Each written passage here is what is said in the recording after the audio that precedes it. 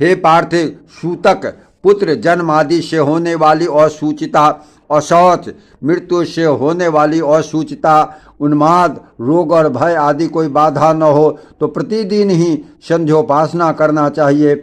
जो पुरुष रुग्णावस्था को छोड़कर और कभी सूर्य के उदय अथवा अस्त के समय सोता है वह प्रायश्चित का भागी होता है। अतः हे माहीपते, गृहस्थ पुरुष सूर्योदय से पूर्व ही उठकर प्रातः संध्या करे, संध्या काल में ही तत्कालीन संध्या वंदन करे, शोभे नहीं। हे राजन, जो पुरुष प्रातः अथवा संध्याकालीन संध्योपासना नहीं करते वे दुरात्मा अंधता मिश्र नरक में पड़ते हैं।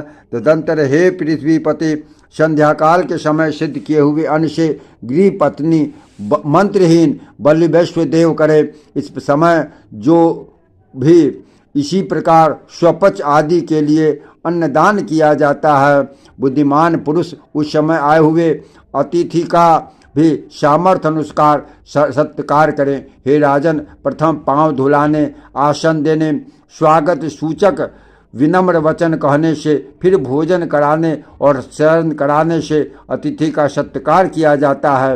हे नृप, दिन के समय अतिथि के लौट जाने से जितना पाप लगता है उससे 8 गुना पाप सूर्यास्त के समय लौटने से होता है। अतः हे राजन, सूर्यास्त के समय आए हुए अतिथि का गृहस्थ पुरुष अपनी सामर्थ्य अनुसार अवश्य सत्कार करे, क्योंकि उसका पूजन करने से ही समस्त देवताओं का पूजन हो जाता है। मनुष्य को चाहिए अपनी शक्ति के अनुसार उसे भोजन के लिए अन्न, शाक या जल देकर तथा सोने के लिए सज्जा या घास फूस का बिछौना अथवा पृथ्वी ही देकर उनका सत्कार करे।